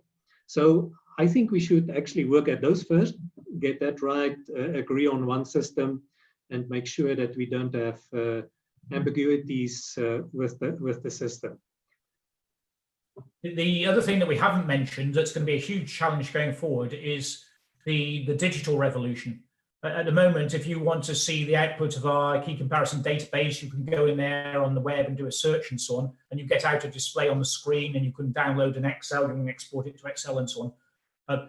In the very near future, you're not going to be doing that. You're going to have a protocol interface and take the data. So the data revolution, I think, in two different ways. One, we have to start to make our products more data ready, but also we have to, there's this big issue that's metrology is changing. The advent of largely deployed cheap sensors, for example, the use of artificial intelligence, well, algorithms and more artificial intelligence means that the actual signal you measure is not directly tied to the outputs that you display, because there's some processing going on in between.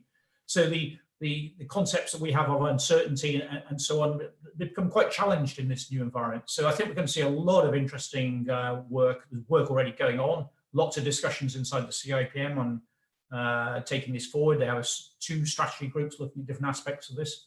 So as always, there's every time people say, oh, as I say, you measured the meter, what do you need to do anymore? And but there's so much more to do. Thank you very much. Dr. Coulon, any thoughts? Yes, I can maybe say a word, but it's very true that the digital come into metrology, and it can be a very good thing for quality or for sharing data. And today, we need to raise this challenge of implementing digital technology in metrology. One thing we haven't mentioned, the VIPN, along with a number of other international organizations, are members of a committee which we chair, the Joint Committee for Guides in Metrology, which publishes, if you like, the 2 Bibles of metrology. One is the VIM, so that's the vocabulary that we use internationally to make sure we mean the same thing when we use the words. And the other is GUM, the Guidance on the Uncertainty of Measurement. Uncertainty is everything for us. It's whenever you measure, you end up with an uncertainty, and it's how you calculate that uncertainty and what you do with it. So those are established internationally. The guides they're ubiquitous, so everybody uses these as the basis of what they're doing, and it's an important part of the work at the VIPM, not just by our people, by the other participants, so the ISO and ILAC and so on, the other organizations that are involved in developing these guides. And again, we provide those freely on our website. Those documents are available on our website. Okay, thank you very much. So there's another question here that I wanted to bring to you, to the 3 of you, which is how did you choose your respective fields, which are different for each of you, of course, and how did you essentially get involved with the International Bureau of Weights and Measures? Maybe we can start with Dr. Lowe. Yes, Eduard. Well, I think most of us start out as a scientist. We like science. At high school, I really enjoyed physics. So I just decided to become a physicist. And at the time that I went to university, that was just the start really in our country of microelectronics. Of course, it was already in many parts of the world. But then there was a big interest in microelectronics. So I studied solid state physics and really became involved in material science at the microelectronic level, microelectronic materials, silicon, gallium arsenide, volt detectors, and photomultiplier tubes, and very interesting devices. And then became more and more involved in the characterization of materials. And so you basically measure. At that time, some of the measurements were very accurate, like lattice spacings and X-ray diffraction, those techniques. And some were really semi-quantitative, like X-ray photoelectron spectroscopy, Auger electron spectroscopy, scanning electron microscopy, quantitative techniques. So, and finally, just by my organization and the direction that they were going, my whole group, because we were measuring something in our material science, were moved to our Metrology Institute. And I think that that actually happens with a lot of scientists. You're a scientist in one of the domains, and then you land up with measuring something more accurate and more accurate. I think very few scientists really start out as, oh, I am going to be a metrologist.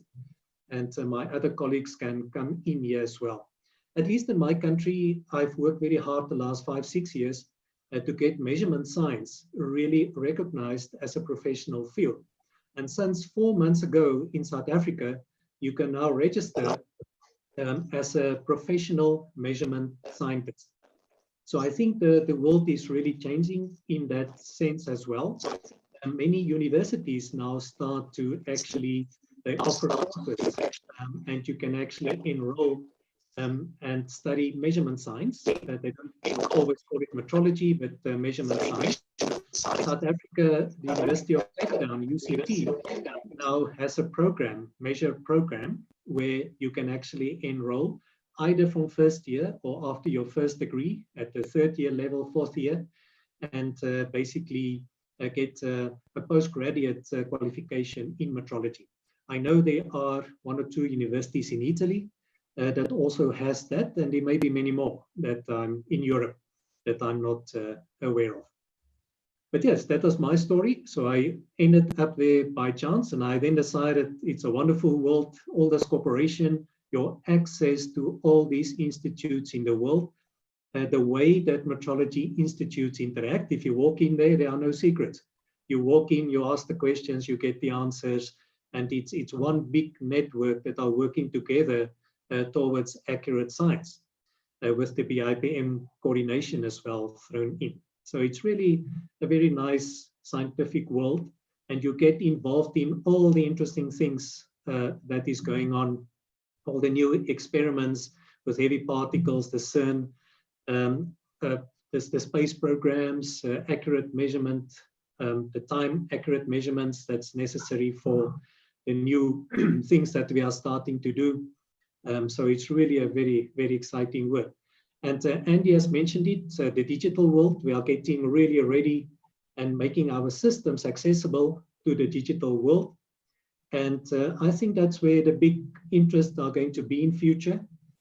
All the uncertainties, uncertainty associated with artificial intelligence, for example, when you really crunch big data, what are your uncertainties and so on. So very exciting time to come. Thank you very much, Dr. Coulomb. At first, after my PhD, I become an engineer in the industry, and after research engineer for a national institution. And since the beginning, the measurement is always here in the physicist activity. For experimental physicists, the measurement is always here. So metrology is not specific, it's everywhere in physics. And the VIPN was for me an opportunity. And as I said, working for the measurement, it's very interesting. What can I say there? Very well. Mr. Hansen? Well, I've probably got the least classical career that you could imagine. I started my working life joining the Merchant Navy as an engineer officer cadet. They wisely don't let you near ships. You do 3 years of academic work, and then I worked my way up as an engineer officer. But it was about this time the British Merchant Navy was becoming uncompetitive because of the low labour costs of internationally. So I could see the writing was on the wall, and I went back to university and did an honours degree in mechanical engineering. When I graduated with that, I joined an organisation called Lloyd's Register, The large piece of work is marine certification. They write the rules for the construction of ships and so on.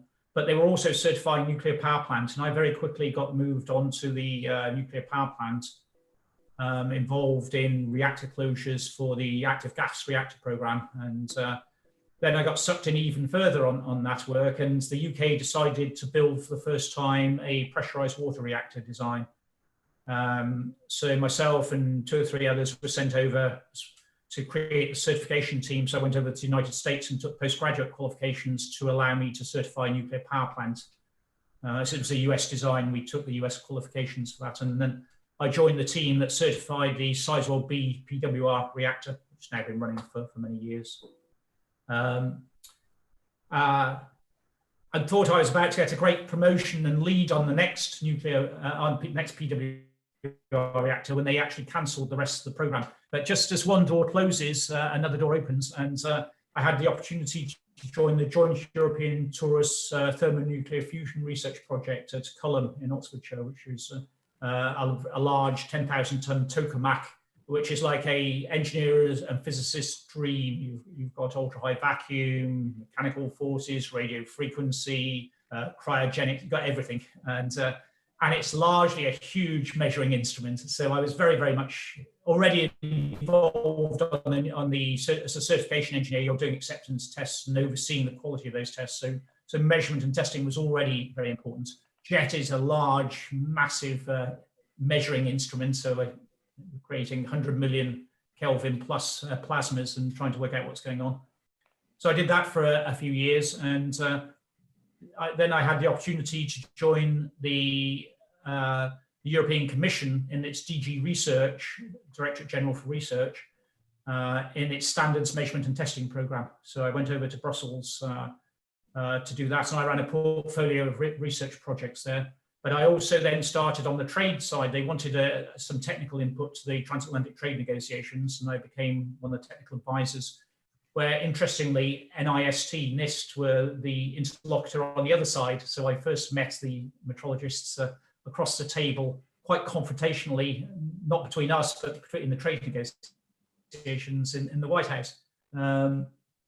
So I did that for 3 years, and on one of the committees, the director of the NPL, National Physical Laboratory in the UK, was there, and he realised it's who I was, and that I was on a fixed term contract, and we just chatted when that started to draw to a close, and he asked me if I would try and launch an international program for NPL in the UK. So I went there and launched a program there, and also had the idea to get the European NMIs to work together. So I designed and then led an initiative that created what was in those days called the European Metrology Research Program. It's been renewed now, and its name has changed. It's got Innovation MPR in the name as well. But that's under my leadership, if you like. We passed about a little bit over about €500 million program, and it's now well past the €1 billion mark, that program. And so I did that for a few years, and then my director there left and became the director of the VIPN, and he had the idea to establish the same thing the UK had done, to establish a formal international liaison position at the VIPN. The real attraction for me was there was no line management associated with it. That lasted about 5 minutes after I arrived. So I thought, yay, I can go and do a senior position and not have to manage any people, but it didn't last at all. So I came and I worked for now 10 years at the VIPN. I have a team of 8 people who work with me. And we do a whole variety of things. You mentioned on the introduction, we do relations with the member states. We work to support Vinand and the CIPM team very, very much on strategy stuff. Oversee the CIPM MRA, some aspects of that, Metrology, the website, just everything. Everything that doesn't fit anywhere else is in our side capacity building. So as was said earlier, not many people set out and wake up at 14 or 15 and say, I want to be a metrologist. I don't think it really happens that way. But so we all come in through different routes. But it kind of gets you. It's really really is a great place to work, both the VIPM and the field of measurement science as well. Yeah, it's very good. Okay, thank you all very much for your answers. Just a quick reminder to the audience, if you want to pose questions to our speakers, because I have a couple more questions of my own, so please do so now while I ask these two questions. So as you were all essentially mentioning, it's usual that there's some kind of path, professional path that comes before actually entering the world of metrology. And so I wanted to ask you if you, a question with sort of two parts. One, if there's any possibility and how it could be done, if there is, of students either following or even in some way getting involved with the work of the VIPN, and also what advice would you give to students that may be interested in the field, if they in fact should maybe try something else first, or if you think that it could also be interesting to enter the world of metrology, let's say immediately after finishing studies. Maybe we can start with Dr. Coulomb. I think the most direct way to work as a metrologist is to apply for a PhD in a National Metrology Institute or a postdoctoral position, depending on the case. And maybe it's the most direct way. And as we are example, we can come from other alternative path to metrology.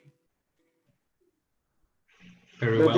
There is a many position for PhD students in the National Metrology Institute, as I know. So there is already opportunities, I think. Thank you very much, Mr. Hansen. Yeah, I think the primary routine is to either directly or after some years of experience out in industry to go through the NMI. Many of them run right, some run right from apprenticeship schemes to engineers to masters to PhD level, either directly or taking postdoctoral programs in and get some experience there. The VIPN is kind of a bit further away. We're only 71 or 72 permanent staff, so our ability to take students and so on, it doesn't really exist. We're a coordinating body. But it's also such a vast field. The NMIs are doing so many different things. We talk about physics, but they're doing chemistry and biology as well. They're doing computing and huge fields. And each of the NMIs has its. We've been talking about the upstream stuff, but they're doing the applications into industry. They're working with industry, or they're working with regulators, or working with this. So there's all sorts of areas. You need to go and see what your NMI is doing, where they're strong, where they're interested, and that would be where to look. Many of them run really good programs to bring entry in, and they're always interested in really, really good students. Thank you very much, Dr. Lowe. Yes, you should not look at metrology as just like at the NMIs and at the VIPN. All fields of physics basically includes measurement. So if you study, you become a physicist, even if you're going to work in a research institute as a physicist or at one of the exciting institutes like CERN or ITER, things like that, you will do accurate measurement and you will start to become a metrologist. So I would just think if you really like it, then you must make sure that you get the official type of things on your CV that makes a good metrologist. And that is, for example, uncertainty of measurement. We don't all like it, but it's actually a very interesting field. And I would urge, in any case, any physicist to make sure that you understand uncertainty of measurement and how to do uncertainty of measurement budgets and so on. So I think that's very important. I also think that in the new times now and the digital world, that modeling Monte Carlo simulations is becoming more and more important. So I would even think that theoretical physicists can these days really find a very good career in the accurate measurement or metrology world. But finally, I think Andy said it, the big NMIs, most NMIs, has got some bursary scheme, even at undergraduate level. And I know some of the big NMIs like NPL, PTB, LNE, they all have some bursary program. So if you really want to go for it at a young age, or even when you're busy with your undergraduate study, also look out for those. I think Dr. Coulon mentioned postgraduate opportunities, and many NMIs offer that. So keep your eyes open. Thank you very much. So as I mentioned, I just have a final question, which sort of goes in the sense of, as you have shown in your presentations and with your answers to all of these questions, metrology is absolutely important. And of course, we as students also know any student in any field of science has to work with measurements or units throughout their studies and certainly in their future professions. So given this importance, of course, for example, in my case, I've worked especially in the courses of more experimental work. Of course, I've had to learn about several units. I've had to learn about uncertainty in measurements. But do you think that there should be sort of a more common, a more universal and specific focus in studying metrology in physics degrees? So maybe we could start with Mr. Hansen. I think the answer is obviously yes. I mean, if you're not doing the measurements right, you're wasting all your time, and everything else downstream of that, is damaged if you don't understand the right approach to measurement. And it is one element of why we have this reproducibility crisis of people doing a piece of research and finding a result that cannot be reproduced. There's other aspects in there as well. It's not just metrology, but if you don't get the measurements right in the first place, then everything else is really wasted. So it's a really good investment, and it's a pity more courses don't have sort of proper defined modules on metrology. Some do, and there are some dedicated degrees for it. But my view, yes, it should be a specific part of a physics degree course. Okay, Dr. Lowe. Oh yes, of course, as Andy says, it must be.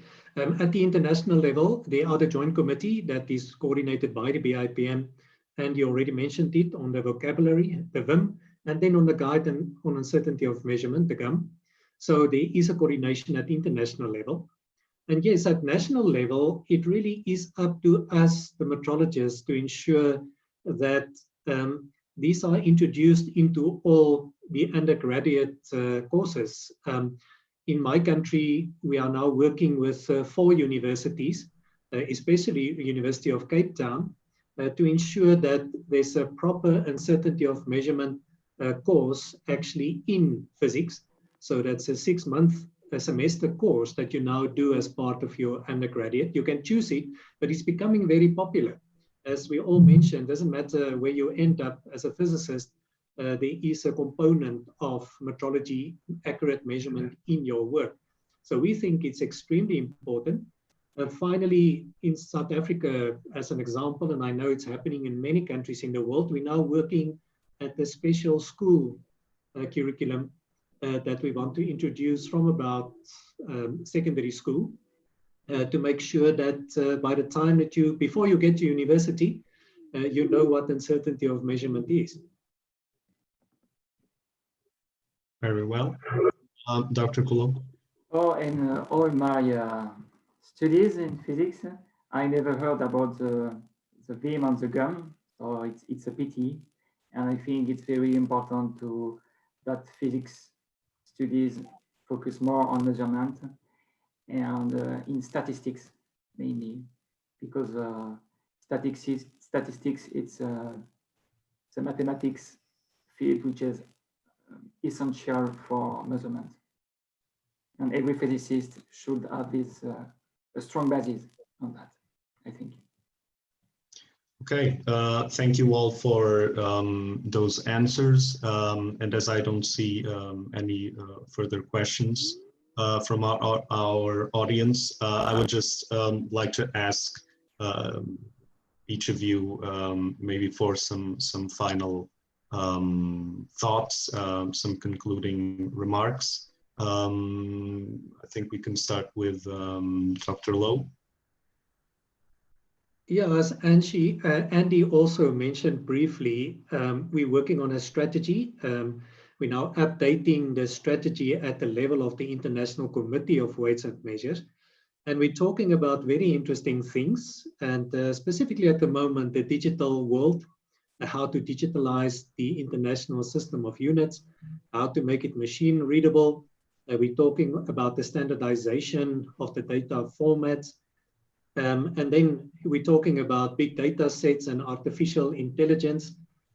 So I honestly think there's a very interesting time ahead for metrology with the change in the technologies. I read a very interesting article this morning on a group that has now found the missing 30% of mass in the universe, not dark matter, we're talking known matter, and the gaseous clouds that's connecting galaxies.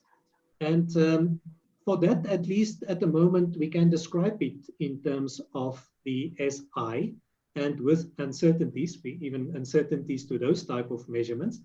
But yes, for me, the most interesting idea is that what happens if we find out what dark matter and dark energy is, and where will the international SI go then? So it's really going to be an exciting field for the foreseeable future. Thank you. Okay, thank you very much. Dr. Coulomb? Oh, I have nothing to add to that Wyman said. Thank you for inviting me, and I can let you my contact for your student if and they can contact me if they want. Thank you very much. Mr. Hansen? Well, I think my takeaway message would be to go back to something Wyman said earlier. You might have been fired up now to spend a career in metrology, but even if you haven't, whatever career you go into as a physicist, you need to have the basics of metrology. And so it's really a good investment. You know, it's going to be part of your life and part of doing high quality work in your field. So please at least pay it some attention, and if it's really sparked your interest, go and see what your NMI is doing and maybe think about it as a career route as well. And thank you for joining us. Okay, so thanks to all of the people that have been watching us live, and thank you to anyone who watches this later. And I want to, of course, thank all of our speakers for accepting this invitation. I think this has been very important to highlight the field of metrology and its importance and you know, essential and constant presence in the work of physicists. So I just want to ask everyone who watches us also to keep following these sessions. We will have many more topics throughout this week and the next. So thank you all again, and have a nice continued day.